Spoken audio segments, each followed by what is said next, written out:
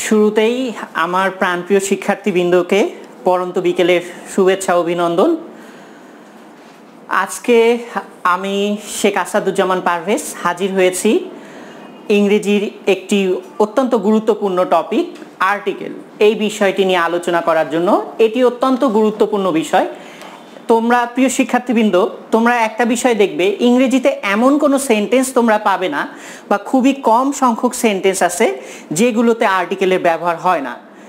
আর আর্টিকেলের সবচেয়ে মেজর যেটা কাজ, যে কোনো কিছুকে নির্দিষ্ট, আমি কোনো একটা ব্যক্তি সম্পর্কে কথা বলছি বা কোনো একটা বস্তু সম্পর্কে কথা বলছি, কোন ব্যক্তি বা কোন বস্তু সম্পর্কে কথা বলছি বা কোনো ব্যক্তিকে অর্থাৎ কয়জন ব্যক্তি বা কয়টি বস্তুকে বোঝাচ্ছি, এক কথায় নির্দিষ্ট বা অনির্দিষ্ট করে নির্দেশ করবে আর্টিকেল। সেহেতু আমাদেরকে অবশ্যই আর্টিকেলটি খুব ভালো করে শিখতে হবে। আর যেটি বললাম সেটি হচ্ছে যে ইংরেজিতে কিন্তু এমন কোনো সেন্টেন্স পাওয়া যাবে না যেগুলোতে আর্টিকেলের ব্যবহার হয় না। তো আমরা বেশি কথা না বাড়িয়ে আমরা আলোচনায় চলে যাই। আর্টিকেল প্রথমে আগে আমরা এটার বাংলা অর্থটা জেনে নিই। আর্টিকেল কথার অর্থ কি? তোমরা বাংলা ব্যাকরণে পড়েছো পদাশ্রিত নির্দেশক। পদাশ্রিত নির্দেশক, পদাশ্রিত নির্দেশক।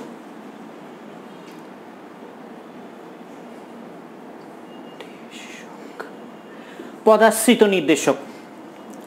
এখন কথা হচ্ছে যে বাংলায় আমরা একটু আমাদের মাতৃভাষা যেহেতু বাংলা, সেহেতু আমরা বাংলা দিয়েই অনেক সহজেই বুঝবো।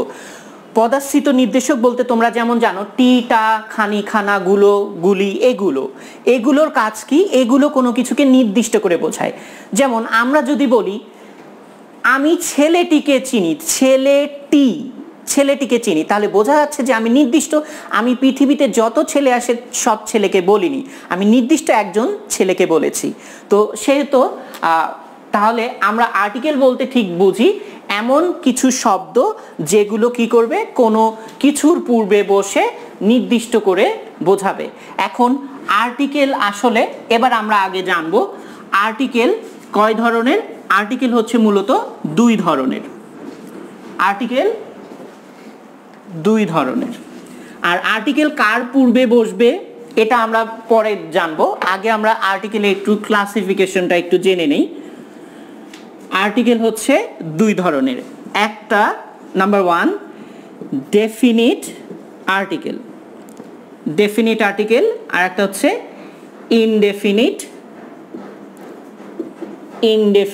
আর্টিকেল। এখন এই ডেফিনিট আর্টিকেল, ইনডেফিনিট আর্টিকেলকে আবার দুই ভাগে ভাগ করা যায়। একটা হচ্ছে এ আর একটা হচ্ছে এন। আর একটা বিষয় বলে রাখি, এটার একটু আমাদের কিন্তু ইংরেজি আবার শিখলেও হবে না, আমাদের উচ্চারণের দিকেও একটু খেয়াল রাখতে হবে। আমরা অনেকে অনেক রকম উচ্চারণ করি। অনেকে দেখবেন বলবে যে আই স আ বয়। অনেকে এরকম প্রশ্ন জিজ্ঞেস করে থাকে আ না এ। একটা জিনিস খেয়াল রাখতে হবে, যদি তুমি ব্রিটিশ ইংলিশ ফলো করো তাহলে তোমাকে আ বলতে হবে। ব্রিটিশটা আ বলে, যেমন আই স আ বয়, কিন্তু আমেরিকানরা ওটাকে বলে এ বা এ। আচ্ছা, যাই হোক। তো এ এবং এন এই দুইটাকে আমরা বলি ইনডিফিনিট আর্টিকেল। ইনডিফিনিট, অনির্দিষ্ট। অনির্দিষ্ট। একটা জিনিস খেয়াল করো, আমি একটা উদাহরণ দেই। আই স আ বয়, আমি একটা ছেলেকে দেখেছিলাম। আমি কিন্তু শুরুতেই বলেছি ইনডিফিনিট মানে অনির্দিষ্ট, অর্থাৎ এই আর্টিকেলগুলো এমন কিছুকে নির্দেশ করবে যেটা অনির্দিষ্ট করে বোঝাবে। আমরা আসলে বুঝতে পারবো না কাকে বোঝানো হচ্ছে। যেমন আই স আ বয়, আমি একটা ছেলেকে দেখেছিলাম। এখন আমি একটা ছেলেকে দেখেছি, কোন ছেলে সেটা কিন্তু আসলে বোঝা যাচ্ছে না। আমি একটা ছেলেকে দেখেছি কিন্তু এখানে বোঝা যাচ্ছে না কোন ছেলে। তো এখানে এ শব্দটা কিন্তু অনির্দিষ্ট অর্থে ব্যবহার হয়েছে। ঠিক আছে? আচ্ছা, এরপরে আর এ এন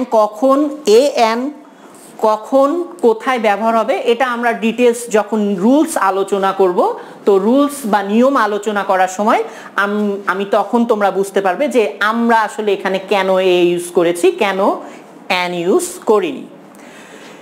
এরপরে I bought an apple. আমি একটি অ্যাপেল কিনেছি। এখন কোন অ্যাপেল সেটা কিন্তু আসলে বোঝা যাচ্ছে না, ঠিক আছে? আচ্ছা, তো এ এবং অ্যান এগুলো কি করবে? অনির্দিষ্ট করে বোঝাবে, এ বা অ্যান অনির্দিষ্ট করে। এবার দেখো ডেফিনিট আর্টিকেল অর্থাৎ নির্দিষ্ট জ্ঞাপক। ডেফিনিট মানে তোমরা সবাই জানো যা নির্দিষ্ট করে কোনো কিছু বোঝাবে।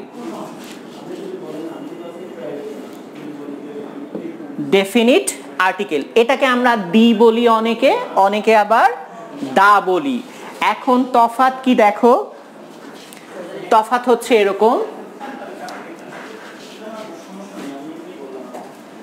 I bought the apple। এখানে তোমাকে অবশ্যই দি বলতে হবে, কারণ একটা জিনিস খেয়াল রাখতে হবে, এই THE এর পরে যদি এমন কোনো ওয়ার্ড থাকে যেই ওয়ার্ডটির শুরু ভাওয়েল দিয়ে, আবার রিপিট করছি আমি, THE এর পরে যদি এমন কোনো ওয়ার্ড থাকে যেই ওয়ার্ডটির শুরু ভাওয়েল দিয়ে, তবে এইটাকে কিন্তু তখন অবশ্যই দি উচ্চারণ করতে হবে। কারণ দেখো এর পরের ওয়ার্ডটি কিন্তু ভাওয়েল আছে, ওয়ার্ডটির প্রথম লেটার ভাওয়েল, এই জন্য এটাকে দি উচ্চারণ করতে হবে, দা উচ্চারণ করা যাবে না। করলেও ভুল হবে না, কিন্তু আসলে উচিত না। এরপরে এখানে যদি আমরা I saw, এখানে কিন্তু তোমাকে আবার দা বলতে হবে, কারণ দেখো THE এর পরের ওয়ার্ডটির প্রথম লেটারটি কিন্তু কনসোনেন্ট, পরের ওয়ার্ডটির প্রথম লেটারটি কনসোনেন্ট। এই কনসোনেন্ট হওয়ার কারণেই এইটাকে তখন কিন্তু দা বলতে হবে। যাই হোক, একটু এই উচ্চারণগুলো একটু খেয়াল রাখতে হবে, কারণ একটা বিষয় তুমি লেখাপড়া করছো, এখন তুমি যদি ভুল উচ্চারণ করো, অনেকে বলবে যে হ্যাঁ ক্লাস 8-এ পড়তেছে এখনো ঠিক মতো ইংরেজি উচ্চারণ করতে পারে না, ভুল বলে, তাহলে কিন্তু এই জন্য এই বিষয়গুলো একটু মাথায় রাখতে হবে। তাহলে ডেফিনিট আর্টিকেল নির্দিষ্ট, এটা কি করবে? নির্দিষ্ট অর্থে ব্যবহার হবে। যেমন I saw the boy, আমি ছেলেটিকে দেখেছিলাম, এখানে বোঝাচ্ছে সব ছেলেকে বোঝায় নাই, নির্দিষ্ট একটা ছেলের কথা বলা হয়েছে। আবার I bought the apple, এখানে একটা দোকানে অনেকগুলো অ্যাপেল আছে, কিন্তু এখানে কোনো একটা নির্দিষ্ট অ্যাপেলের কথা, বা ধরে নাও মনে করো যে এটা একটা অ্যাপেল, এইটা একটা অ্যাপেল, ধরে নাও এটা হচ্ছে চীন দেশের, এটা হচ্ছে কাশ্মীরের। এখন সে হয়তো চীন দেশের অ্যাপেলটা কিনছে, সে এখন বলছে I bought the apple, তাহলে এখানে দি অ্যাপেল বলতে নির্দিষ্ট এই 3 ধরনের অ্যাপেলকেই বোঝায় নাই, নির্দিষ্ট একটা অ্যাপেলকে বোঝাচ্ছে। তো যাই হোক, তো এই দি আর্টিকেলটা নির্দিষ্ট অর্থে ব্যবহার হবে। এবার আমরা চলে যাব এখন আর্টিকেল আমরা কখন কোথায়, আর্টিকেল কখন কখন ব্যবহার করতে হবে। একটা জিনিস দেখো, আয়ের পূর্বে কিন্তু কোনো আর্টিকেল বসেনি, এর পূর্বে কোনো আর্টিকেল বসেনি। আবার এখানে দেখো আয়ের পূর্বে কোনো আর্টিকেল বসেনি, বটের পূর্বে কোনো আর্টিকেল বসেনি, কিন্তু বয়ের পূর্বে কেন আর্টিকেল বসলো, বা অ্যাপেলের পূর্বে কেন আর্টিকেল বসলো। তো এখন আমরা জানবো যে আর্টিকেল কোথায় কোথায় ব্যবহার করতে হবে।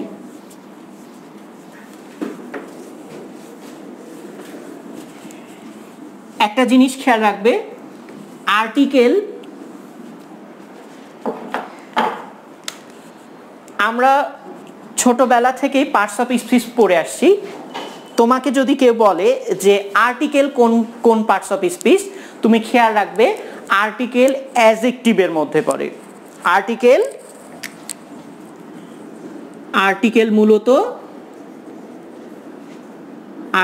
মূলত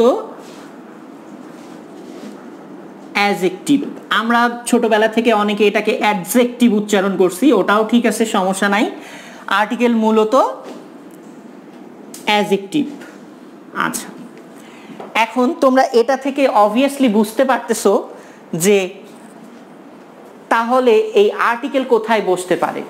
আর্টিকেল মূলত একটা জিনিস খেয়াল রাখতে হবে, এগুলো পয়েন্ট আকারে লিখে নিতে পারো তোমরা। তাহলে আর্টিকেল কোন পার্টস অফ স্পিচ, এগুলো অ্যাডজেক্টিভ, এগুলো অ্যাডমিশন বিভিন্ন ভর্তি পরীক্ষায় আসে যে আর্টিকেল কোন পার্টস অফ স্পিচ আইডেন্টিফিকেশনে, এগুলো কাজে লাগবে ভবিষ্যতে। আচ্ছা, আর্টিকেল মূলত অ্যাডজেক্টিভ। এখন আর্টিকেল তাহলে কার পূর্বে বসবে? আমরা জানি অ্যাডজেক্টিভ কার আগে বসে? অ্যাডজেক্টিভ মূলত নাউনের আগে বসে। তাহলে অ্যাডজেক্টিভ যেহেতু নাউনের আগে বসে আর আর্টিকেল যেহেতু অ্যাডজেক্টিভ, তাহলে সেহেতু আর্টিকেল অবশ্যই কোথায় বসবে? নাউনের পূর্বে। তাহলে আর্টিকেল মূলত নাউন, অথবা তোমরা এইভাবেও লিখে নিতে পারো নাউন ফ্রেজ এর পূর্বে বসে। এই দুটি পয়েন্ট অবশ্যই মনে রাখতে হবে, খুবই গুরুত্বপূর্ণ পয়েন্ট। আর্টিকেল মূলত নাউন অথবা নাউন ফ্রেজের পূর্বে বসে, এই দুইটি অবশ্যই খেয়াল রাখতে হবে। একটা জিনিস খেয়াল করো, তাহলে এটার একটা আমরা উদাহরণ দেই।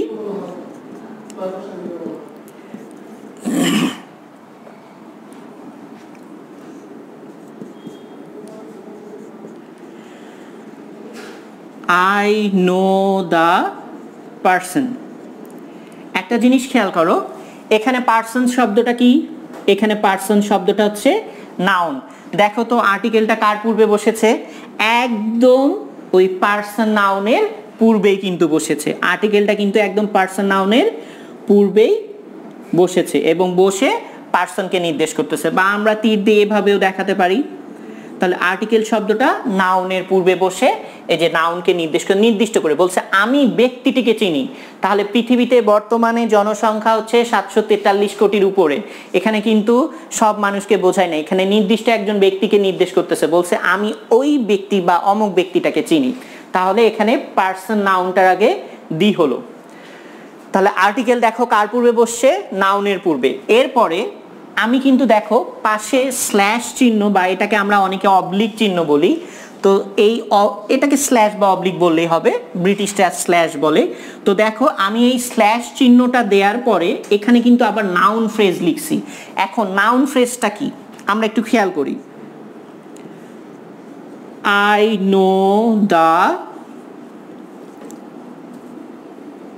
know the honest person।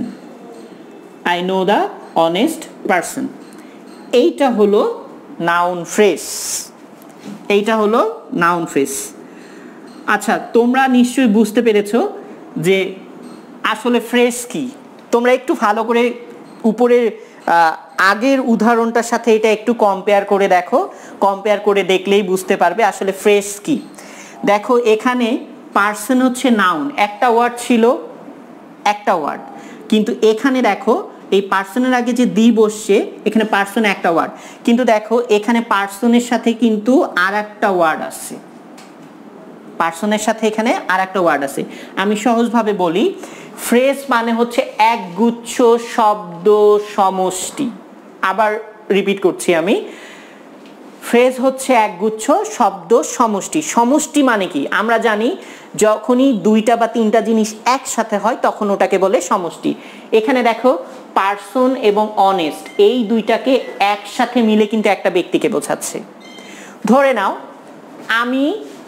আমি একজন সৎ ব্যক্তি, তাহলে I am an honest person.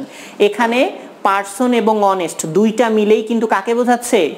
আমাকে বোঝাচ্ছে। এখানে অনেস্ট এবং পারসন দুইটা ওয়ার্ড একসাথে মিলেই কিন্তু আমাকে বোঝাচ্ছে।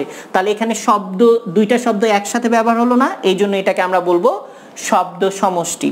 তাহলে এইটাকে আমরা বলতেছি ফ্রেজ। আমি আর একবার একটু ক্লিয়ার করে বলি, তাহলে এমনি একটা সিঙ্গেল ওয়ার্ড যদি থাকে তাহলে ওটা ফ্রেজ হবে না। ফ্রেজ হতে হলে কি হতে হবে? একের অধিক ওয়ার্ড থাকতে হবে। ফ্রেজ হতে হলে একের অধিক শব্দ থাকতে হবে এবং একটাই ব্যবহার করতে হবে, একটা হিসেবে ব্যবহার হবে। এখানে দেখো অনেস্ট এবং পারসন, এখানে দুইটা ওয়ার্ড একসাথে মিলে কাকে বোঝাচ্ছে? আইকে বোঝাচ্ছে। তাহলে অনেস্ট এবং পারসন এই দুইটা ওয়ার্ড একসাথে মিলে সৎ ব্যক্তি, সৎ ব্যক্তিটাকে আমি, এখানে দুইটা ওয়ার্ড একসাথে মিলে আইকে নির্দেশ করতেছে। এইটাই হচ্ছে ফ্রেজ। তাহলে আর্টিকেলের আমরা বৈশিষ্ট্য কি কি জানলাম? আর্টিকেল কোন পার্টস অফ স্পিচের মধ্যে অন্তর্ভুক্ত?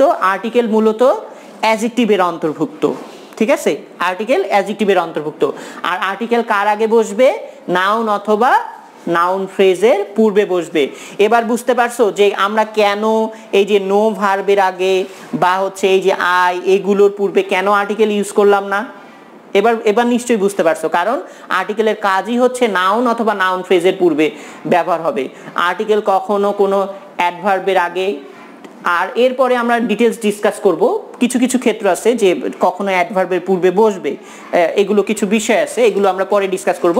তো মূলত নাউন এবং নাউন ফ্রেজ ছাড়া আর্টিকেল আর কোনো ক্ষেত্রে ব্যবহার হতে পারবে না, এগুলোর পূর্বেই বসবে।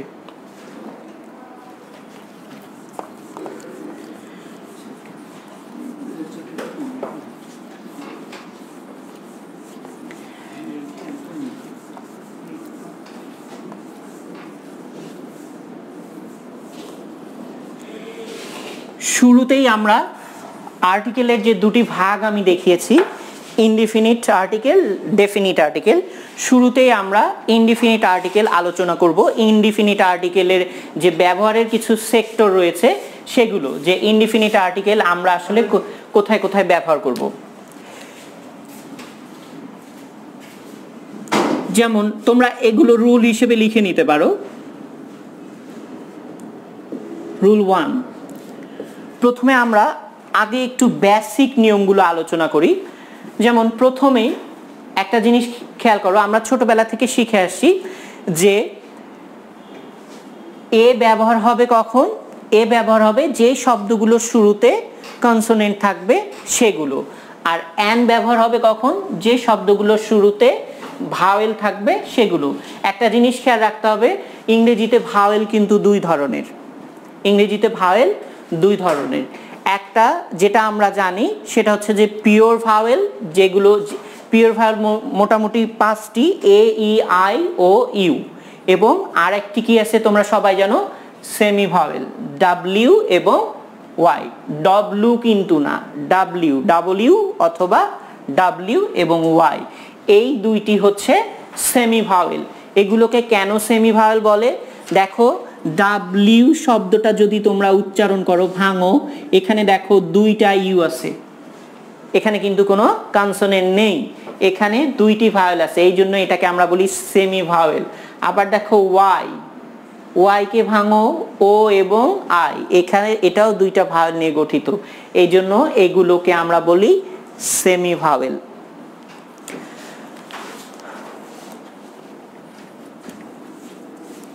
আচ্ছা, প্রথমে আমরা এর ব্যবহার কিছু শিখব।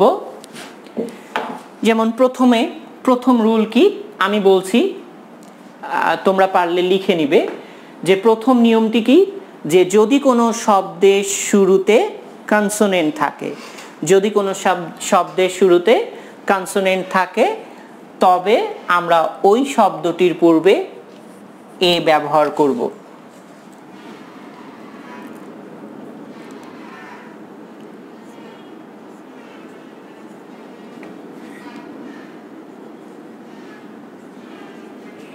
He was attacked by a tiger. He was attacked by a tiger. এখানে একটা জিনিস খেয়াল করো, এই যে টাইগারের পূর্বে আমরা এ বসিয়েছি, টাইগারের পূর্বে। তো এখানে আমি একটু আগেই বললাম যে যদি কোনো শব্দের পূর্বে শব্দের প্রথম অক্ষরটি কনসোনেন্ট হয়, তাহলে সেক্ষেত্রে তার পূর্বে এ ব্যবহার করতে হবে। এখানে দেখো, টাইগার শব্দটার প্রথম অক্ষর কিন্তু কনসোনেন্ট, অর্থাৎ টি। এই প্রথম অক্ষরটি কনসোনেন্ট হওয়ার কারণেই এখানে কিন্তু আমরা এ ব্যবহার করেছি। আর আরেকটা জিনিস দেখো, এখানে আর্টিকেল আমরা যেটির পূর্বে ব্যবহার করেছি, আর্টিকেল সেই শব্দটি কোন পার্টস অফ স্পিচ? সেই শব্দটি কিন্তু নাউন, টাইগার, কোনো প্রাণীর নামকে বোঝাচ্ছে। তাহলে আমি কিন্তু বলেছি একটু আগেই, নিয়ম বলে দিলাম আমি, যে আর্টিকেল মূলত কার পূর্বে ব্যবহার হবে? নাউন অথবা নাউন ফ্রেজের পূর্বে ব্যবহার হবে। তাহলে নাউনের পূর্বে ব্যবহার হয়েছে, দেখেছো নিয়মটা মিলে গেছে না? হ্যাঁ। আর এই যে, তাহলে এখানে দেখো, টাইগার শব্দটার প্রথম লেটার হচ্ছে কনসোনেন্ট, এই জন্য এখানে আমরা কি ব্যবহার করলাম? এ ব্যবহার করলাম। এরপরে আরো কিছু নিয়ম আছে।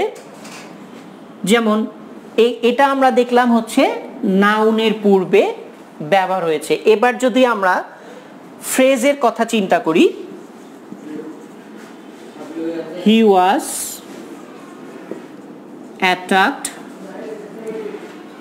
By a ferocious tiger. এই যে এখানে আমরা নাউন ফ্রেজটির পূর্বে আর্টিকেল ব্যবহার করলাম, ব্যবহার করলাম।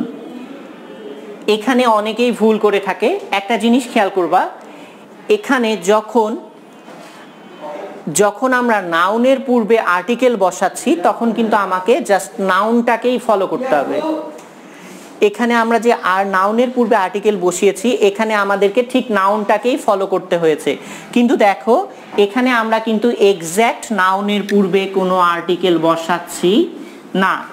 আমরা এখানে দেখো নাউনের পূর্বে কিন্তু আরেকটি শব্দ রয়েছে, এখানে কিন্তু এইটার মতো শুধু নাউনের পূর্বে সরাসরি আর্টিকেল আমরা বসাচ্ছি না। এখানে দেখো নাউনের পূর্বে আরেকটি ওয়ার্ড আছে এখানে। তাহলে তখন আমাদেরকে কি করতে হবে, নাউনের পূর্বে যেই ওয়ার্ডটি আছে সেই ওয়ার্ডটির প্রথম অক্ষর দেখে আমাদেরকে আর্টিকেল বসাতে হবে। তাহলে এই ওয়ার্ডটি দেখো ফেরোশাস, এই ওয়ার্ডটির প্রথম লেটার হচ্ছে কনসোনেন্ট এফ, তাহলে এখানে আমরা এ বসালাম। আমরা দেখো এখানে আমরা কিন্তু নাউন অনুযায়ী বসাইনি, এখানে আমরা কি করেছি, আমরা গ্যাপের ঠিক পরে যে ওয়ার্ডটি রয়েছে আমরা কিন্তু গ্যাপের ঠিক পরের ওয়ার্ডটি অনুযায়ী কিন্তু আর্টিকেল বসিয়েছি। ফেরোশাস মানে কি, ফেরোশাস মানে হচ্ছে হিংস্র। এটার উচ্চারণ ফেরোশিয়াস না, কিন্তু ফেরোশাস, সিআই সমান কিন্তু স, শুধু সি দিয়ে কিন্তু স হবে না। ফেরোশাস মানে হচ্ছে হিংস্র।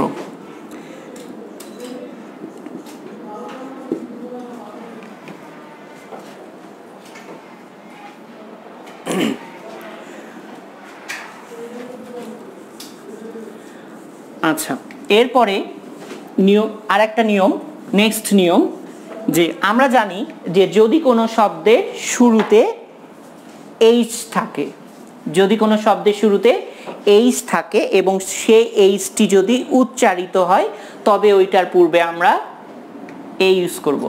আসলে এই ওয়ার্ডটি আমরা ছোটবেলা থেকেই আমরা কিন্তু ভুল উচ্চারণ করে আসছি। তোমরা যদি গুগলে সার্চ দিয়ে দেখবে এই ওয়ার্ডটি, এই লেটারটি সার্চ দিয়ে দেখবে, বা এমন একটা ওয়ার্ড লিখবে যেটার পূর্বে এইচ আছে, দেখবে এই লেটারটি আসলে এইচ কিন্তু না। আমরা ছোটবেলা থেকেই এইচ বলে আসছি, তো অভ্যাস যেহেতু হয়ে গেছে, হুট করে তো আর পাল্টানো যাবে না, ধীরে ধীরে চেষ্টা করতে হবে, শুদ্ধ করতে হবে। এটা আসলে এইচ, এটার উচ্চারণ। তো যেটা বলছিলাম, এটার উচ্চারণ যে হেইস, কেন এটার উচ্চারণ যে হেইস আমরা যে ভুল বলি সেটার প্রুফ আমি দিয়ে দিচ্ছি নিয়মের মাধ্যমে। তাহলে আমি কি বললাম, যে যদি কোনো শব্দের প্রথম অক্ষর হেইস থাকে এবং ওইটির যদি উচ্চারণ হয় তাহলে সেক্ষেত্রে আমরা কি করব, আমরা এ লিখব ওইটির পূর্বে। যেমন I have bought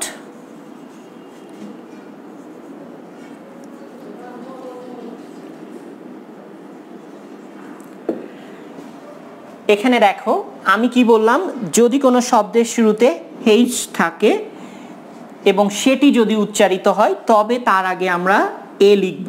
এখন দেখো ছোটবেলা থেকে আমরা এটাকে বলে আসছি হর্স। এইচ যদি তুমি উচ্চারণ করেই থাকো তাহলে এখানে এইচ এর মধ্যে তো হ নাই, এইচ এর মধ্যে হ কোথায় আসতেছে? এইচ বললে তখনই তো হ আসবে, এইচ বললে তো আর হ আসতেছে না। তাহলে বোঝা গেছে এটা আসলে এই অক্ষরটা প্রকৃত উচ্চারণ এইচ, নট এইচ, আমরা এইচ বলি। আচ্ছা, তো যাই হোক, হর্স, একটা জিনিস খেয়াল রাখবে, একটু টেকনিক বলে দেই, কোনো শব্দের শুরুর এইচ উচ্চারিত হয়েছে কিনা এটা বোঝা যাবে যদি ওখানে হ উচ্চারণ হয়। হ বর্ণটি যদি উচ্চারিত হয় তাহলে সেক্ষেত্রে বুঝতে হবে ওখানে এইচ উচ্চারিত হয়েছে। এখানে দেখো হর্স, এই যে হর্স শব্দটি লিখলাম, শুরুতে হ আছে না, শুরুতে হ আছে, তার মানে এখানে এইচ শব্দ, এইচ লেটারটি এখানে উচ্চারিত হয়েছে, এই জন্য এখানে আমরা কি লিখব, এ লিখব। তাহলে মনে রাখতে হবে যে শব্দটি শুরুতে এইচ থাকবে এবং সেটি যদি উচ্চারিত হয় তবে ওইটির পূর্বে এ হবে। আরো আছে, যেমন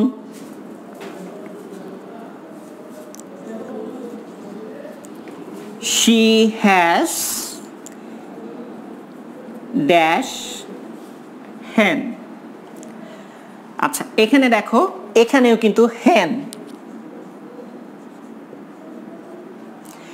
এখানে hen এইচ উচ্চারিত হয়েছে। আমরা কিভাবে, একটু আগে আমি বললাম যে কোনো শব্দের শুরুতে যদি দেখো যে হ উচ্চারিত হয়েছে তাহলে বুঝতে হবে যে ওখানে এইচ উচ্চারিত হয়েছে। তাহলে hen আমরা বলতেছি, এখানে দেখো হ আসছে, হ আসছে না, হ উচ্চারিত হচ্ছে, তার মানে এখানে এইচ উচ্চারিত হয়েছে। হ আসা মানে এইচ উচ্চারিত হওয়া। তাহলে এইচ যেহেতু উচ্চারিত হয়েছে সেহেতু এখানে আমরা কি ইউজ করব, এখানে আমরা এ ইউজ করব। তাহলে যদি আর যদি এইচ উচ্চারিত না হয় তবে আমরা অ্যান ইউজ করব। আমরা শুরুতে এর নিয়মগুলো বলছি, আমরা এক এক করে যখন অ্যান এর নিয়মগুলো বলবো তখন আমি বলে দিব কখন অ্যান ইউজ করতে হবে।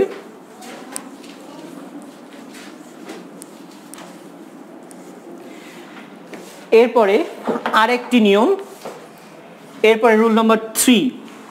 রুল নাম্বার 3-তে আরেকটা নিয়ম তোমরা জানো হয়তো, যে যদি কোনো শব্দের শুরুতে ভাওয়েল থাকে, আমরা অনেকেই ছোটবেলা থেকে পড়ে আসছি যে ইউ অথবা ইউ, অত কিছু না, অত কিছু মনে রাখার দরকার নেই।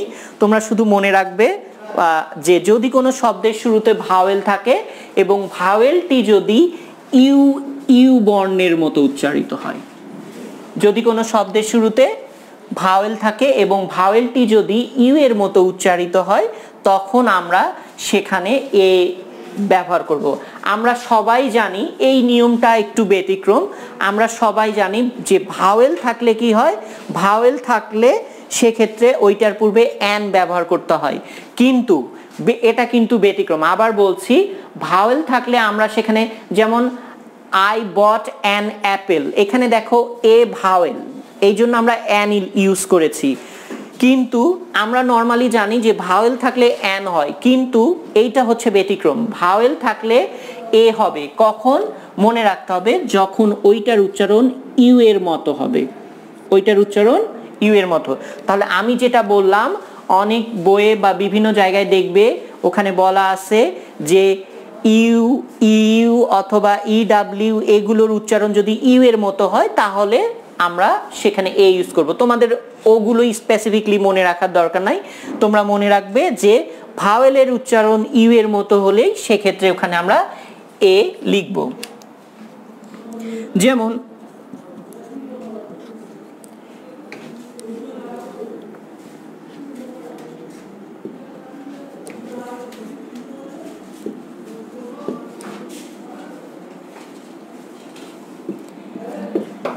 দেখো, he is a university student, you, দেখো এখানে আমরা যখন উচ্চারণ করছি এই ভাওয়েলটার উচ্চারণ কিন্তু ইউ এর মতোই হচ্ছে।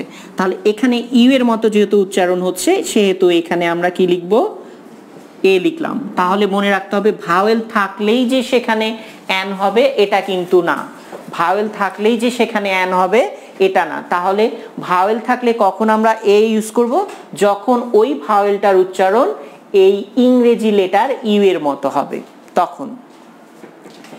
এরপরে আরেকটি উদাহরণ দেই,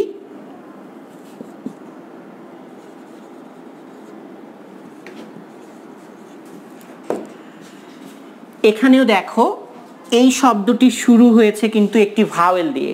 তাহলে অনেকে মনে করতে পারে ভাওয়েল দিয়ে যেহেতু শুরু হয়েছে তাহলে আমরা এখানে অ্যান ইউজ করব। আসলে কিন্তু এখানে অ্যান ইউজ করা যাবে না। একটা জিনিস খেয়াল রাখবে, আমরা সহজ জিনিসই কিন্তু ভুল করি বেশি। তো এরকম ভাবার কোনো কারণ নেই। যখন আর্টিকেল করবে অনেকে এই টপিকসটাকে অনেক বেশি সহজ মনে করে, কিন্তু এই সহজ টপিকটাতে আমরা বেশি ভুল করি।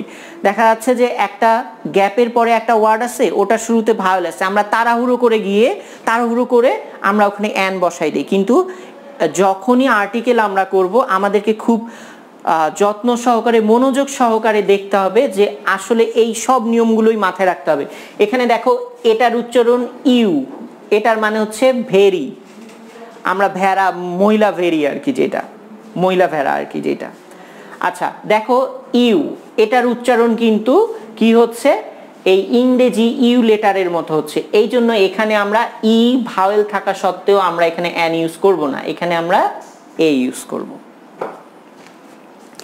তাহলে মনে রাখতে হবে কি কি নিয়ম, ব্যতিক্রম নিয়মগুলো মনে রাখবা, যে যদি কোনো শব্দের শুরুতে এইচ থাকে এবং এইচটি যদি উচ্চারিত হয় তবে ওখানে আমরা এ ইউজ করব। আর কি, যদি কোনো শব্দের শুরুতে কোনো ভাওয়েল থাকে এবং ভাওয়েলটি যদি ইউ এর মতো উচ্চারিত হয় তাহলে সেক্ষেত্রে আমরা ওখানে ভাওয়েল থাকা সত্ত্বেও আমরা কি করব, আমরা ওখানে এ ইউজ করব। অবশ্যই সেক্ষেত্রে ওটা ইউ এর মতো উচ্চারিত হতে হবে।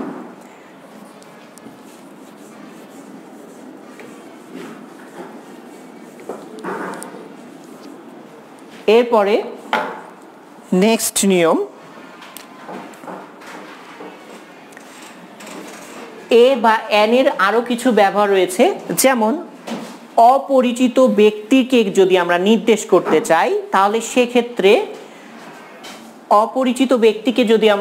করতে চাই তাহলে সেক্ষেত্রে অনেক সময় এ বা এন ব্যবহার করতে হয়।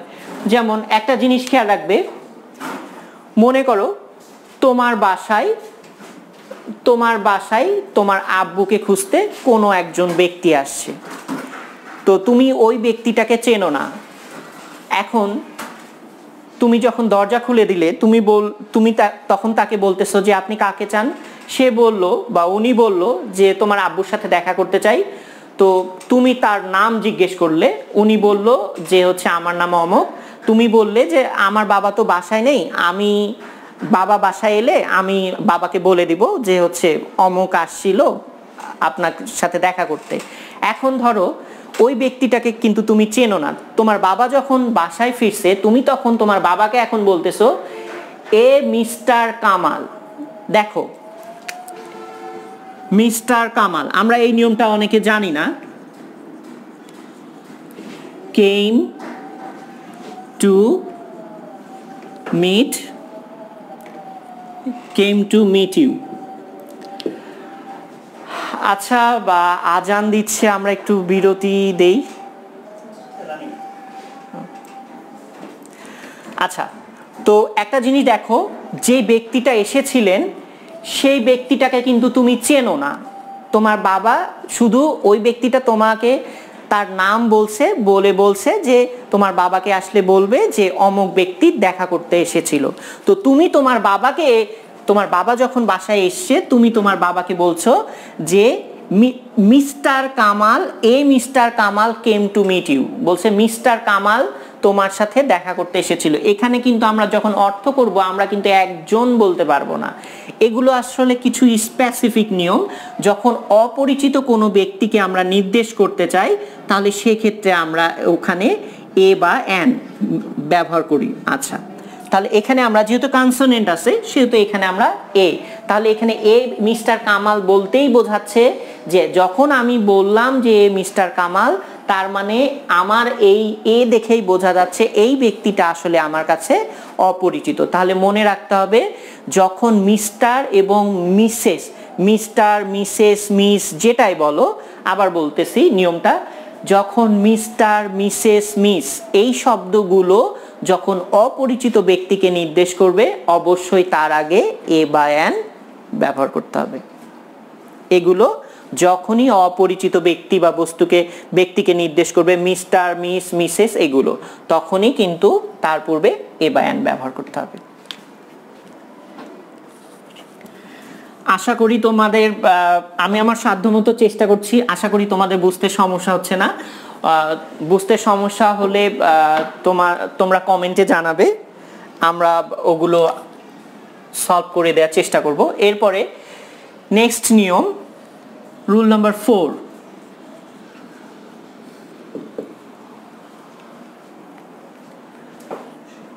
রুল নাম্বার 4, একটা জিনিস খেয়াল রাখবে যে অ্যাবস্ট্রাক্ট নাউন আমরা সবাই জানি, অ্যাবস্ট্রাক্ট নাউন যখন কমন নাউনকে নির্দেশ করবে তখন কিন্তু আমরা ওই অ্যাবস্ট্রাক্ট নাউনটির পূর্বে এ বা অ্যান ব্যবহার করতে পারবো। অ্যাবস্ট্রাক্ট নাউনটির পূর্বে এ বা অ্যান ব্যবহার করতে পারবো। আমি এক উদাহরণ দেই তাহলে বুঝতে সহজ হবে। She is a beautiful lady. She is a beautiful lady. এটাকে আমি আরেকভাবে বলতে পারি, She is a beauty. আচ্ছা, এখানে দেখো বিউটি শব্দটা দ্বারা কিন্তু আসলে বিউটিফুল লেডি, লেডি শব্দটা কমন নাউন না, লেডি শব্দটা কিন্তু কমন নাউন। কমন নাউনের যদি আমরা একটু, যেহেতু আমরা আর্টিকেলের ব্যবহার আলোচনা করছি, তো আমি কমন নাউনটা একটু শর্ট ব্রিফলি বলে দেই। কমন নাউন চেনার সহজ উপায়, কমন নাউন হচ্ছে এমন একটা ওয়ার্ড যেটা একই জাতীয় সকল ব্যক্তি বা বস্তুর ক্ষেত্রে ব্যবহার করা যায়।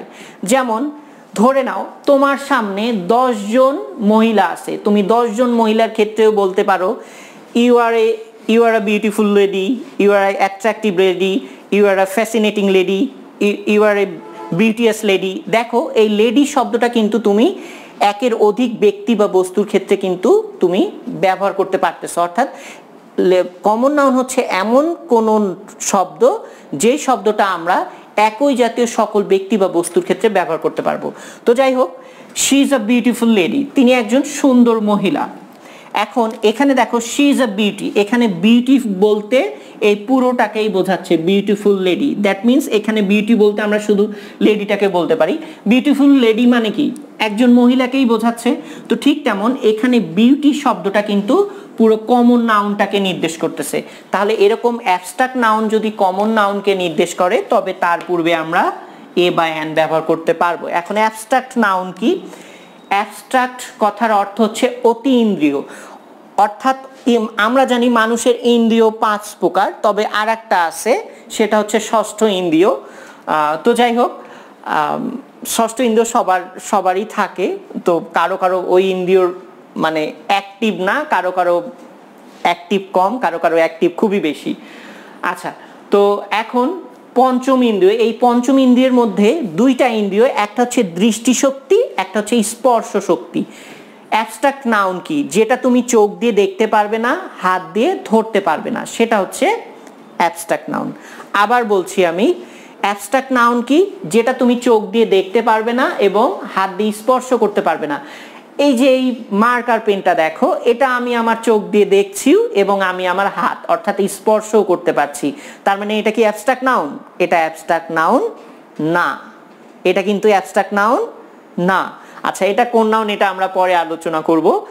তাহলে এটা অ্যাবস্ট্রাক্ট নাউন না। তাহলে যেটা চোখ দিয়ে দেখা যাবে এবং এরকম, এই যে এরকম দেখা যাবে এবং স্পর্শ করা যাবে, ওটা কিন্তু অ্যাবস্ট্রাক্ট নাউন না। তাহলে অ্যাবস্ট্রাক্ট নাউন হচ্ছে যেটা চোখ দিয়ে দেখা যাবে না এবং স্পর্শ করা যাবে না। যেমন মৃত্যু, মৃত্যুকে কি চোখ দিয়ে দেখা যায়? যেমন তোমাকে যদি আমি তুমি বললে যে গতকালকে আমার দাদা মারা গিয়েছে, আমি যদি তোমাকে বলি বা তুমি বললে যে গতকালকে আমার দাদা মৃত্যু বরণ করেছে, অর্থাৎ মৃত্যুকে আলিঙ্গন করেছে বা মৃত্যুকে গ্রহণ করেছে। আমি যদি তোমাকে বলি যে তোমার দাদা যে মৃত্যু বরণ করেছে, মৃত্যুর কালার কেমন বলো দেখি, লাল, সাদা, হলুদ না বেগুনি কেমন, বলতে পারবে? বলা যাবে না। তাহলে মৃত্যুকে তো আমরা দেখতে পাচ্ছি না। তাহলে আবার দেখো, মৃত্যুকে কিন্তু স্পর্শ করা যাবে না। মৃত্যুকে স্পর্শ করা যায়? মৃত্যুকে স্পর্শ করা যায় না, অ্যাবস্ট্রাক্ট নাউন। আবার দেখো, বাংলাদেশ 1971 সালে স্বাধীনতা অর্জন করেছে। স্বাধীনতা বাংলাদেশ অর্জন করেছে, তার মানে কি তার কাছে স্বাধীনতা জিনিসটা আছে। এখন আমি যদি তোমাকে বলি বাংলাদেশের কাছে যে স্বাধীনতা আছে বা তুমি যে স্বাধীনতা উপভোগ করতেছো, স্বাধীনতাটা দেখতে কেমন, লাল, সাদা, কালো, বেগুনি কেমন, দেখাও দেখি, পারবে দেখাতে? পারবে না। আবার যদি বলি স্বাধীনতাটা ধরে দেখাও দেখি, ধরো দেখি, ধরতে পারবে? পারবে না। তাহলে যে জিনিস চোখ দিয়ে দেখা যাবে না এবং হাত দিয়ে স্পর্শ করা যাবে না, সেটাকে আমরা বলবো অ্যাবস্ট্রাক্ট নাউন। তাহলে সৌন্দর্য কিন্তু কখনো চোখ দিয়ে দেখাও যায় না, হাত দিয়ে স্পর্শও করা যায় না। তো এটা হচ্ছে অ্যাবস্ট্রাক্ট নাউন। তাহলে অ্যাবস্ট্রাক্ট নাউন দ্বারা যখন কোনো কমন নাউনকে বোঝাবে তখন তার আগে আমরা আর্টিকেল ইউজ করব। আমি আর একটা উদাহরণ দেই।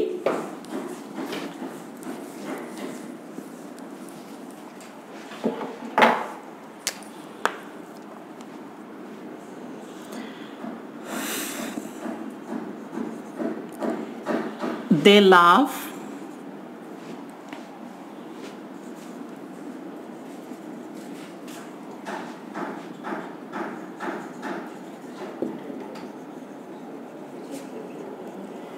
দেখো এইটাকে আমরা এভাবেও ব্যবহার করতে পারি, দে লাভ অনেস্টি। এখানে অনেস্টি শব্দটা দ্বারা কিন্তু এই অনেস্ট পারসনটাকে অর্থাৎ এই কমন নাউনকে কিন্তু বুঝিয়েছে। তাহলে এখানেও এই সততা দেখো, একজনের আচার আচরণ দেখে কিন্তু আমরা জাস্ট উপলব্ধি করতে পারি তার মধ্যে সততা আছে। এখন সততা থাকলেও একজন ব্যক্তির মধ্যে সততা আছে, এখন আমরা কিন্তু বা তোমাকে যদি বলা হয় যে তার মধ্যে, তুমি বললে যে তার মধ্যে সততা আছে, সততাটা দেখাও দেখি, সততাটা দেখতে কেমন বা স্পর্শ করে দেখাও দেখি, তুমি কিন্তু আসলে সেটা পারবে না। তো যাই হোক, তো এরকম তাহলে যেই নাউনগুলো আমরা চোখে দেখতে পারবো না বা স্পর্শ করতে পারবো না সেগুলোকে আমরা বলি অ্যাবস্ট্রাক্ট নাউন। আর এরকম অ্যাবস্ট্রাক্ট নাউন দ্বারা যখন কোনো কমন নাউনকে বোঝাবে তখন ওই অ্যাবস্ট্রাক্ট নাউনটির পূর্বে আমরা এ বা অ্যান ব্যবহার করব।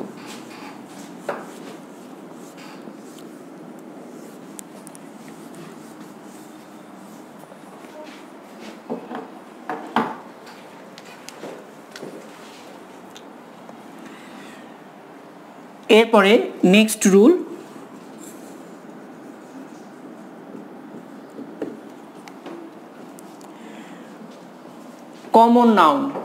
কমন নাউন দ্বারা যদি কোনো এক জাতীয় সকল কিছুকে বোঝায়, অর্থাৎ মনে করো কোনো কমন নাউন দ্বারা একটা জাতি বোঝায়। জাতি মানে কি? একজন নিয়ে জাতি হয়, একজন নিয়ে জাতি হয় না, একের অধিক, 2 জন 3 জন 5 জন 10 জন, কোটি কোটি, হাজার হাজার, লক্ষ লক্ষ, এরকম। যদি কোনো কমন নাউন দ্বারা কোনো কিছু জাতি বোঝায় বা সমষ্টি বোঝায় তাহলে সেক্ষেত্রে ওইটার পূর্বে আমরা এ বা অ্যান ব্যবহার করব। যেমন ধরে নাও এরকম,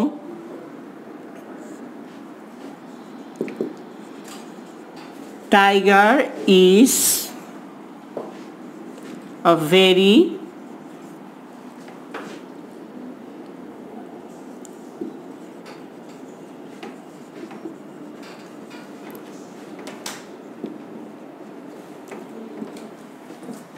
tiger is a very ferocious animal. বলছে বাঘ একটি খুব হিংস্র প্রাণী। এখানে দেখো পৃথিবীর সকল বাঘকে বোঝানো হয়েছে। এখানে কিন্তু বলে নাই যে সুন্দরবনে যে বাঘ আছে সেই বাঘগুলো, বা ভারতের অংশে যে সুন্দরবনের যে অংশ আছে ওই অংশে যে বাঘ আছে ওগুলোই শুধু হিংস্র, বা আফ্রিকার জঙ্গলে যে বাঘ আছে শুধু সেগুলোই হিংস্র। এখানে কিন্তু সেটা বোঝায়নি। এখানে কিন্তু সম্পূর্ণ এই বিশ্বে যত বাঘ আছে সকল বাঘকে বুঝিয়েছে যে বাঘ একটি হিংস্র প্রাণী। তাহলে এখানে দেখো এটা দ্বারা পৃথিবীতে ধরে নিলাম আমরা পৃথিবীতে 60,000 বা 1 লাখ বাঘ আছে। এখানে কিন্তু দেখো এইটা দ্বারা সকল বাঘকে, যে বাঘ হিংস্র প্রাণী, এখানে এই টাইগার শব্দটা দ্বারা পৃথিবীতে যে 60,000 বা 1 লাখ বাঘ রয়েছে এই সকল বাঘকে বোঝানো হয়েছে। তো এরকম যখন কোনো আর একটা জিনিস খেয়াল করো, এখানে কিন্তু টাইগার আছে, এখানে কিন্তু টাইগার আছে, এখানে এসিএস কিছু আছে এটার সাথে, এসিএস কিন্তু কিছু নাই, তার মানে এটা সিঙ্গুলার অবস্থায় আছে। তো এই সিঙ্গুলার কমন নাউন দিয়ে আমরা কি করেছি, এই পৃথিবীতে যত বাঘ রয়েছে পুরো বাঘ জাতিটাকে বুঝিয়েছি। এই জন্য এইটার আগে আমরা কি ইউজ করলাম, এ বা অ্যান। তাহলে মনে রাখতে হবে যে যখন কোনো কমন নাউন, এবং কমন নাউনটা কি হবে, অবশ্যই সিঙ্গুলার হতে হবে, কমন নাউন হতে হবে এবং অবশ্যই সিঙ্গুলার, তার মানে ওটা প্লুরাল হওয়া যাবে না। যখন গোষ্ঠী বোঝাবে বা জাতি বোঝাবে সেক্ষেত্রে এ বা অ্যান ব্যবহার করতে হবে। আর চালাবো?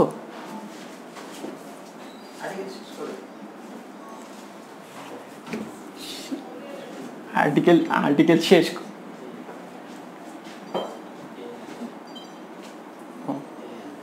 আচ্ছা আচ্ছা,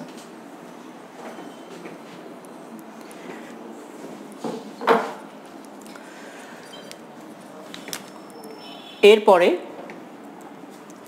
একটা জিনিস খেয়াল রাখবে যে আমরা অনেক সময় ম্যাটেরিয়াল, আমরা সাধারণত ম্যাটেরিয়াল নাউনের পূর্বে, ম্যাটেরিয়াল মানে কি? বস্তুবাচক। ম্যাটেরিয়াল মানে হচ্ছে বস্তুবাচক। একটা জিনিস অনেকে এটা ভুল করে যে এই যে আমার হাতে যে মার্কারটা দেখছো, এই মার্কারটা কি আসলে ম্যাটেরিয়াল নাউন? এটা তো বস্তু, এটা কি আসলে ম্যাটেরিয়াল? না, আসলে ম্যাটেরিয়াল নাউন না। যদিও এখানে একটু একটা ট্রিক কাজ করে, যদিও ম্যাটেরিয়াল মানে হচ্ছে ম্যাটেরিয়াল উচ্চারণ কিন্তু না, উচ্চারণ হচ্ছে ম্যাটেরিয়াল। যদিও এইটার মানে হচ্ছে বস্তু, কিন্তু আসলে এই বস্তু হলে কিন্তু ম্যাটেরিয়াল হবে না। এটা কেমন বস্তু হতে হবে? এমন বস্তু যে বস্তুটা তুমি কি করতে পারবে না, যেটা তুমি গণনা করতে পারবে না, গাণিতিক সংখ্যা দ্বারা কি করতে পারবে না, গণনা করতে পারবে না, শুধু পরিমাপ করা যাবে। ধরে নাও আমার হাতে 3টি মার্কার আছে, তুমি কিন্তু এই মার্কার 3টি গণনা করতে পারতেছো, 1 2 3। এই যে তুমি গাণিতিক সংখ্যা দিয়ে মার্কার 3টি গণনা করতে পারতেছো না, গাণিতিক সংখ্যা দিয়ে অর্থাৎ গণিতের নম্বর এই বস্তুগুলো গণনা করতে পারতেছো। আবার মনে করো আমার হাতে 2টি বই আছে, তুমি কিন্তু গাণিতিক সংখ্যা দিয়ে গণনা করতে পারতেছো, 1 2। তাহলে এই যে বই, এই দুটি কিন্তু বস্তু, কিন্তু তুমি গাণিতিক সংখ্যা দিয়ে গণনা করতে পারছো বলেই এইটা কিন্তু ম্যাটেরিয়াল নাউন না। তাহলে ম্যাটেরিয়াল নাউন কি, এটা আমাদেরকে বুঝতে হবে। ম্যাটেরিয়াল নাউন হচ্ছে এমন কোনো বস্তুর নাম যেগুলো কি করা যাবে না, বা এমন কোনো বস্তুকে বোঝাবে যেগুলো তুমি গাণিতিক সংখ্যা দিয়ে গুনতে পারবে না বা গণনা করতে পারবে না, শুধু পরিমাপ করতে হবে। যেমন পানি, একটা পুকুরে পানি আছে, পানির তো অনেক অণু আছে না, অণু পরমাণু এগুলো আছে। তো পানির অণু পরমাণু যেটাই থাক, পানির অণুগুলোকে কি তুমি গাণিতিক সংখ্যা দিয়ে 1 2 3 4 করে গুনতে পারবে?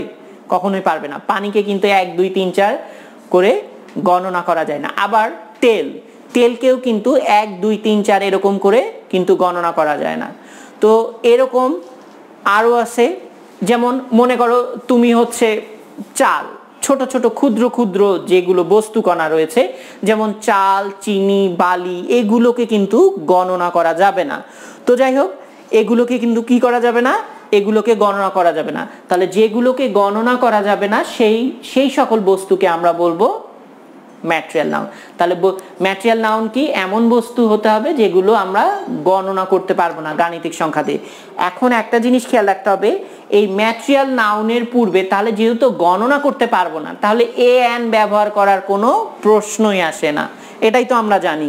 কিন্তু ম্যাটেরিয়াল নাউনের পূর্বেও এ বা এন হয়। এটা কখন হয়? যখন ওটার পূর্বে একটা অ্যাডজেক্টিভ থাকবে। ওইটার পূর্বে কি থাকবে? একটা অ্যাডজেক্টিভ থাকবে। যেমন তাহলে ম্যাটেরিয়াল নাউনের পূর্বে যদি একটি অ্যাডজেক্টিভ থাকে, তাহলে সেক্ষেত্রে আমরা ওখানে এ এন আবার দিও ব্যবহার করতে পারবো। আমরা দিয়ের ব্যবহারে ওটা পরে শিখব। তো ম্যাটেরিয়াল নাউনের পূর্বে যদি কোনো অ্যাডজেক্টিভ থাকে, তাহলে সেক্ষেত্রে বিশেষ করে অ্যাডজেক্টিভটা কেমন হতে হবে? অ্যাডজেক্টিভটা অবশ্যই গুণবাচক হতে হবে, মানে যেটাকে আমরা অ্যাডজেক্টিভ অফ কোয়ালিটি বলি। ম্যাটেরিয়াল নাউনের পূর্বে যদি অ্যাডজেক্টিভ অফ কোয়ালিটি বা গুণবাচক যদি অ্যাডজেক্টিভ থাকে, তাহলে সেক্ষেত্রে ওইটার পূর্বে আমরা এ বা এন ব্যবহার করতে পারবো। যেমন লাস্ট নাইট আই হ্যাড, এখানে হ্যাড মানে কিন্তু থাকা না, এখানে হ্যাড মানে হচ্ছে খাওয়া। Last night I had a good dinner.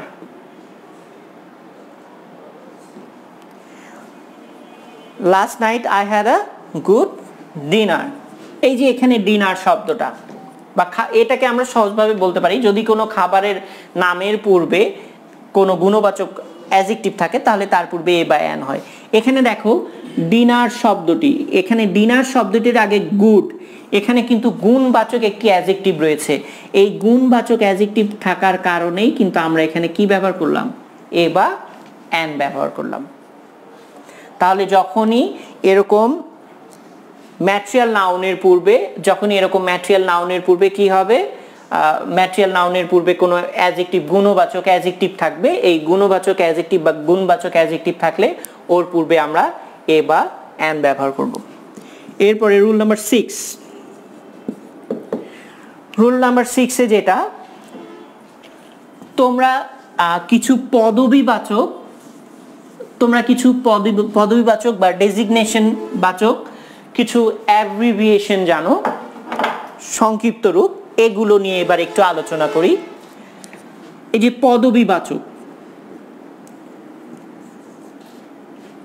MA BA এরকম যে পদবিবাচক শব্দগুলো রয়েছে, একটা জিনিস খেয়াল রাখতে হবে, কিছু কিছু পদবিবাচক কিন্তু ইংরেজির সাথে মেলে না, কারণ সেগুলো ল্যাটিন ওয়ার্ড থেকে এসছে আর কি। যাই হোক, এগুলো ইংরেজি থেকেই এসছে। MA এগুলো হচ্ছে পদবিবাচক। যেমন ধরে নাও একজন ব্যক্তি যদি ইংরেজিতে মাস্টার্স করে, তখন তার নামের শেষে পদবিতে MA লেখা হয়। এবং একজন ব্যক্তি যদি ধরে নাও ইংরেজিতে সে অনার্স কমপ্লিট করছে, তার নামের শেষে পদবি হিসেবে আমরা BA এবং MA এই দুটো, অনার্স করলে আমরা লিখি হচ্ছে, বা যেটাকে আমরা স্নাতক বলি বাংলায়, সেটাকে আমরা তার নামের পাশে লিখি BA, এবং মাস্টার্স বা স্নাতকোত্তর আমরা যেটা বলি বাংলায়, সেটাকে আমরা সংক্ষেপে ইংরেজিতে লিখতে হলে MA লিখি। এটা হচ্ছে তার পদবি, সে আসলে কি, বা তার কোয়ালিটি বা তার পদটা কোথায়। তো এখন একটা জিনিস খেয়াল রাখতে হবে, এরকম পদবিবাচক শব্দগুলো যদি সংক্ষিপ্ত রূপে থাকে, পদবিবাচক শব্দগুলো কি রূপে থাকবে? সংক্ষিপ্ত রূপে। যেমন এগুলো কিন্তু সংক্ষিপ্ত রূপে আছে, যেমন এগুলোর ফুল ফর্ম কি? এগুলোর ফুল ফর্ম হচ্ছে master of arts, master of arts. আর এটার ফুল ফর্ম কি? Bachelor of arts.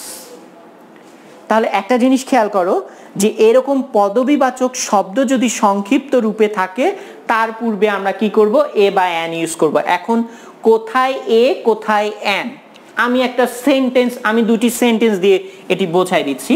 তাহলে মনে রাখতে হবে, এরকম পদবিবাচক শব্দ যেগুলো কি সংক্ষিপ্ত আকারে ব্যবহার হবে। তাহলে এখানে দেখো MA শব্দটা সংক্ষিপ্ত রূপে ব্যবহার হয়েছে, কারণ এইটার কিন্তু একটা পূর্ণ রূপ আছে। পূর্ণ রূপ কি? Master of arts. He is dash MA.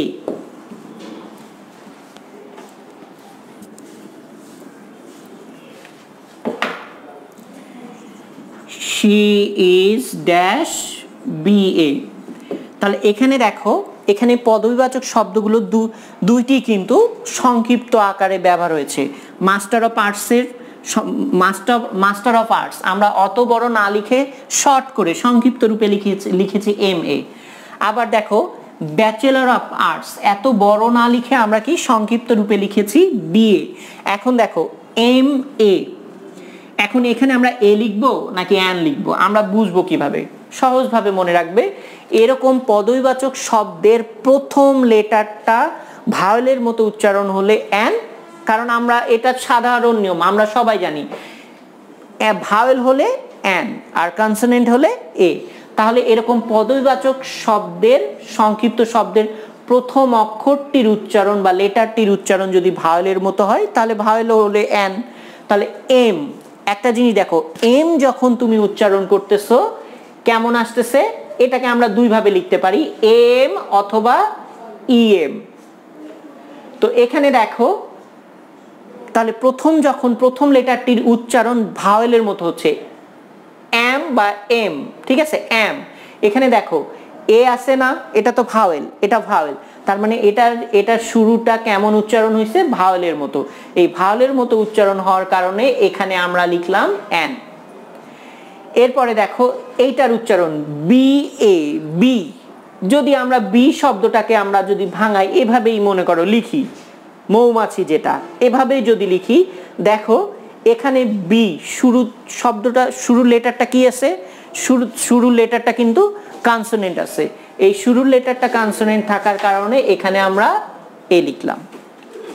তাহলে একটু শর্টকাট বলে দেই, সেটা হচ্ছে কি যে যদি কোনো পদবিবাচক, ভালো করে খেয়াল রাখতে হবে, যদি কোনো পদবিবাচক শব্দের প্রথম অক্ষরটার উচ্চারণ এরকম ভাওয়েলের মতো হয়, অর্থাৎ উচ্চারণ করতে গেলে যদি শুরুতে ভাওয়েল আসে তাহলে সেক্ষেত্রে উচ্চারণের ক্ষেত্রে শুরুতে যদি ভাওয়েল আসে তাহলে অ্যান লিখবো।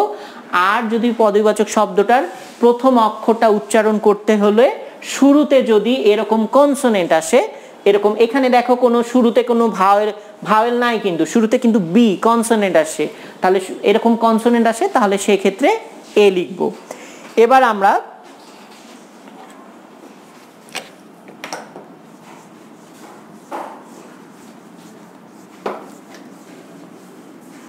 আর একটা বিষয় বলে দেই যে এনের আর একটা যে ব্যাপার সেটা হচ্ছে যে আমরা একটু আগে একটা নিয়ম শিখেছি যে a tiger is a ferocious animal.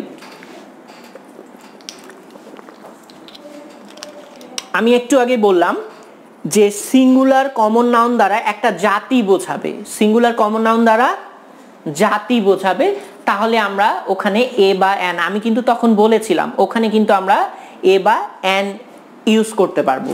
আমি একটু অ্যান এর নিয়মটা একটু দেখাই দিই।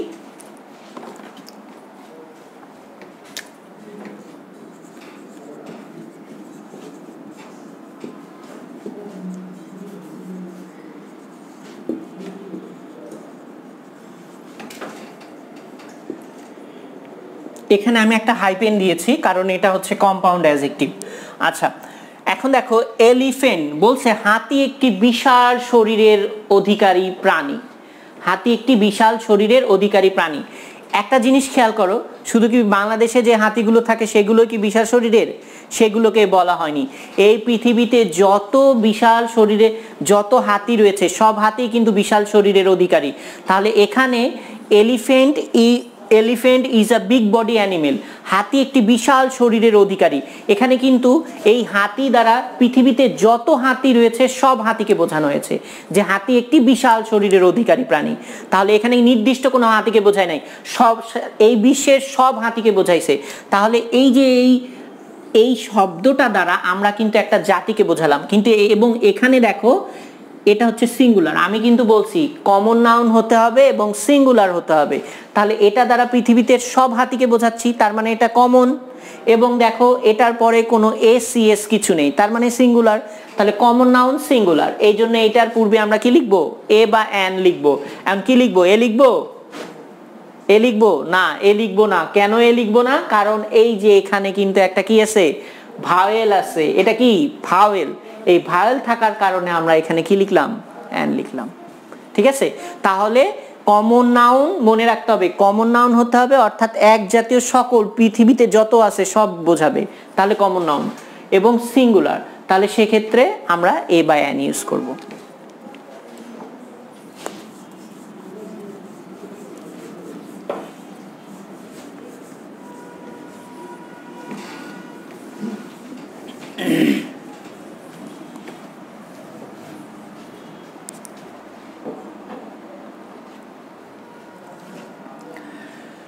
আমি কিছু ফ্রেজ লিখে দিচ্ছি। এই ফ্রেজগুলো কিছু কিছু নিয়ম আছে যেগুলো, বা কিছু কিছু ফ্রেজ আছে, আমরা শুরুতেই ফ্রেজ আলোচনা করেছি, শব্দগুচ্ছ যেগুলোর কোনো নিয়ম নেই, ওগুলো তোমাকে জাস্ট মুখস্থ করতে হবে। এগুলোর মাধ্যমে আমি এ অ্যান এর ব্যবহার আজকে শেষ করে দিচ্ছি। তো একটা জিনিস দেখো, যেমন এ লিটল, এ ফিউ, এই ফ্রেজগুলো সবসময় মুখস্থ রাখতে হবে।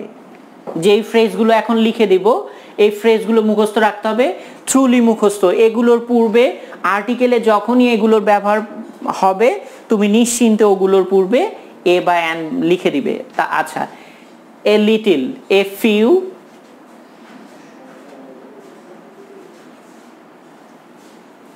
আমি এগুলোর অর্থগুলো লিখে দিচ্ছি।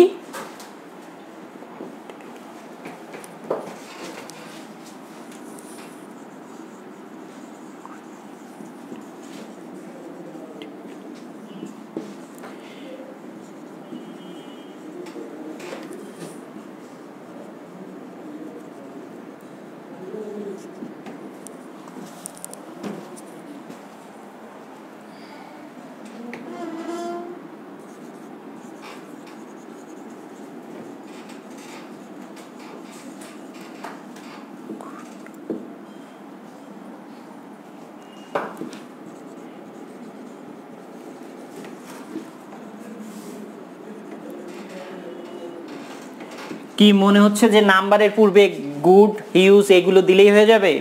আরো আছে, ওগুলো আলাদা, একরকম সব না।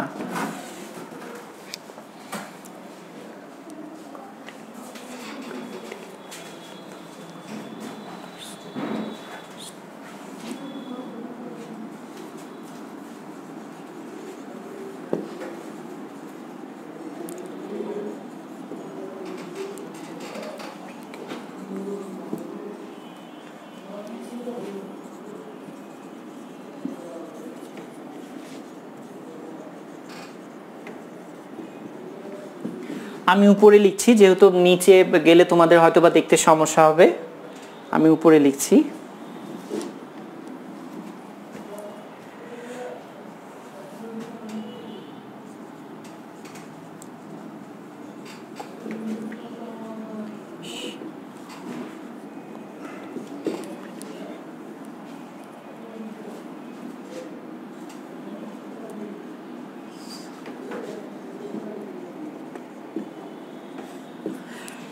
হ্যাঁ, এই ফ্রেজগুলো খেয়াল রাখতে হবে, এই ফ্রেজগুলো খেয়াল রাখতে হবে। এই ফ্রেজগুলো থাকলেই তুমি সেক্ষেত্রে সেখানে এ, দেখো সবগুলোতে এ ব্যবহার হয়েছে, তো সবগুলোতে এ ব্যবহার হওয়ার কারণ আছে। কারণ হচ্ছে দেখো আর্টিকেলের পরে যেই ওয়ার্ডটি আছে, সব ওয়ার্ডটির প্রত্যেকটি ওয়ার্ডের পরেরটি কনসোনেন্ট দিয়ে শুরু হয়েছে। দেখো এই যে এ কম্বিনেশন কনসোনেন্ট, আবার দেখো এ সাম টোটাল এস কনসোনেন্ট, আবার দেখো এ লিটল, এখানে এলটা, যেমন এটাকে আমরা লিটিল বলি, আবার লিডিলও বলতে পারি, মাঝে টিটা ডি উচ্চারিত হয় আমেরিকান প্রোনাউন্সিয়েশন অনুযায়ী। যাই হোক, এ লিটিল, তারপরে হচ্ছে এ ফিউ, দেখো এখানে কনসোনেন্ট। এক কথায় এখানে দেখো যতগুলো আমি লিখেছি সবগুলো, এগুলো ফ্রেজ, এগুলো কোনো নিয়মের মধ্যে পড়ে না, এগুলো থাকে পরীক্ষায়। তো এই ফ্রেজগুলো খেয়াল রাখতে হবে, এই ফ্রেজগুলো ভালো করে থ্রুলি মুখস্থ রাখতে হবে। এই ফ্রেজগুলো থাকলেই তোমার সেখানে অবশ্যই আর্টিকেল তোমাকে ব্যবহার করতে হবে। এখন এগুলোর কিছু অর্থ রয়েছে। এ কম্বিনেশন অফ মানে হচ্ছে সমষ্টি। যেমন তারা দুইজন খুব ভালো বন্ধুর একটা সমন্বয়, আমরা এরকম যদি বলি, বা তারা একটি শক্তিশালী টিমের সমন্বয়। যেমন আমরা এরকম বলতে পারি যে they are a combination of good friends, তারা ভালো দুইজন বন্ধুর একটা সমন্বয়। এরকম এ কম্বিনেশন অফ মানে কোনো কিছুর সমন্বয়, মানে দুইটা বা তিনটা মিলে একসাথে যা হয়। এ সাম টোটাল মানে হচ্ছে সমষ্টি। যেমন আমরা সহজ একটা উদাহরণ দেই যে life is a sum total of ups and downs, জীবন মানেই হচ্ছে উত্থান পতনের একটা সমষ্টি। জীবন হচ্ছে উত্থান পতনের একটা সমষ্টি। আচ্ছা, সাম টোটাল অফ সমষ্টি। এ লিটল মানে হচ্ছে সামান্য। একটা জিনিস খেয়াল রাখতে হবে, অনেক সময় তোমাদের কিন্তু ক্রসও থাকে, তো ক্রসের ক্ষেত্রে একটু প্যাসেজটা ভালো করে পড়ে দেখতে হবে, পড়লেই তুমি বুঝতে পারবে কোথায় ক্রস হবে। এ লিটল এইটার অর্থ আর শুধু লিটিল এইটার অর্থের মধ্যে তফাৎ রয়েছে। যেমন লিটিল শব্দটা নেগেটিভ অর্থ প্রকাশ করে, আর এ লিটিল শব্দটা ইতিবাচক বা হ্যাঁ বোধক অর্থ প্রকাশ করে। যেমন আমি যদি বলি I have a little water, তার মানে বোঝাচ্ছে যে আমার কাছে সামান্য হলেও পানি আছে। আর যদি আমি বলি আই হ্যাভ লিটিল ওয়াটার, এটার মানে হচ্ছে আমার কাছে পানি নাই বললেই চলে, মানে না থাকাই।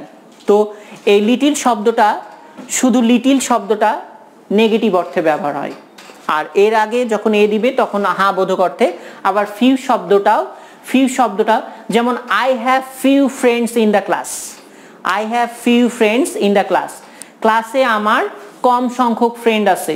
তার মানে এখানে ফিউ শব্দটা দেয়া হয়েছে মানে কি, ফ্রেন্ড নাই বললেই চলে, মানে নেগেটিভ। কিন্তু যখনই আমি বলবো I have a few friends, তখন বোঝাবে আমার অল্প সংখ্যক হলেও মানে আছে, 4-5 জন এরকম আছে, কিন্তু শুধু ফিউ মানে নাই বললেই চলে।